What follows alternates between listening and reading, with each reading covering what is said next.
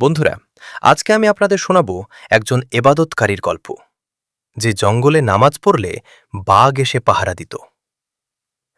জঙ্গলের এবাদতগার ও বাঘের পাহারা। গ্রামের সেই যুবক বাংলার এক শান্ত গ্রামে থাকত ২০ বছরের এক সুদর্শন যুবক। তার পরনে থাকত সাদা পাজামা, সাদা পাঞ্জাবি আর মাথায় ছোট সাদা টুপি। চেহারায় ছিল নূরের ছাপ, চোখে গভীর স্থিরতা। তার নাম ছিল ইউসুফ। ছোটবেলা থেকেই সে ছিল নামাজি, নরম স্বভাবের এবং আল্লাহ ভীরু। দুনিয়ার চাকচিক্য তাকে কখনো টানতে পারেনি। তার সবচেয়ে প্রিয় সময় ছিল তাহাজ্জুদের নিস্তব্ধ রাত। নির্জনতার খোঁজে গ্রামের কোলাহল থেকে দূরে এক গভীর জঙ্গলের ভিতরে সে একটি ছোট ফাঁকা জায়গা খুঁজে পায়। চারদিকে উঁচু গাছ, পাখির ডাক আর মৃদু বাতাস। সেখানেই সে একা একা গিয়ে এবাদত করত। লোকেরা বলতো, একা জঙ্গলে যাস না, বাঘ আছে। ইউসুফ মৃদু হেসে বলত, যার হেফাজত আল্লাহ করেন তাকে আর কে ক্ষতি করবে। প্রথম সাক্ষাৎ একদিন ফজরের আগ মুহূর্তে, যখন আকাশে হালকা আলো ফুটছে। ইউসুফ দাঁড়াল নামাজে। আল্লাহু আকবার। তার কণ্ঠে ছিল এক অদ্ভুত প্রশান্তি।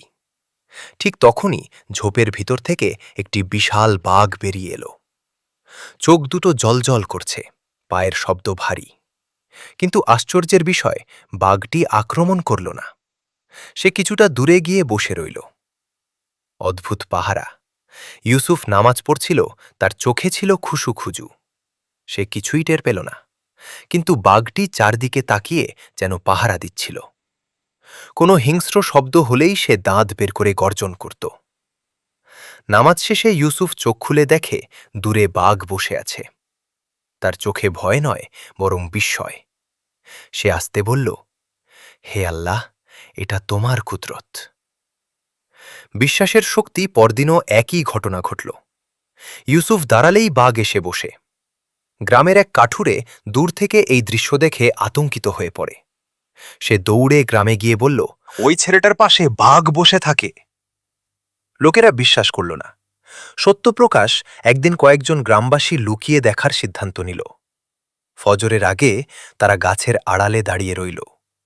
ইউসুফ দাঁড়াল নামাজে, আর সত্যি বাঘ এসে তার পাশে বসে পড়ল। গ্রামবাসীরা হতবাক। কেউ ফিসফিস করে বলল, এটা আল্লাহর বিশেষ রহমত। অহংকার নয়, বিনয়। নামাজ শেষে লোকেরা দৌড়ে এসে তাকে জড়িয়ে ধরল। তুমি তো অলৌকিক মানুষ, তোমার জন্য বাঘ পাহারা দেয়। ইউসুফ মাথা নিচু করে বলল, না ভাই, আমি কিছুই না। যদি আল্লাহ চান, একটি পিঁপড়েও আমাকে কষ্ট দিতে পারে, আর যদি তিনি রক্ষা করেন, বাঘও বন্ধু হয়ে যায়। তার কণ্ঠে ছিল বিনয়। বাঘের বিদায় একদিন দীর্ঘ সিজদায় কাঁদছিল ইউসুফ। হে আল্লাহ, আমাকে দুনিয়ার প্রশংসা থেকে বাঁচাও। সেদিনের পর বাঘ আর আসেনি। গ্রামবাসীরা দুঃখ পেল, কিন্তু ইউসুফের মুখে ছিল হাসি।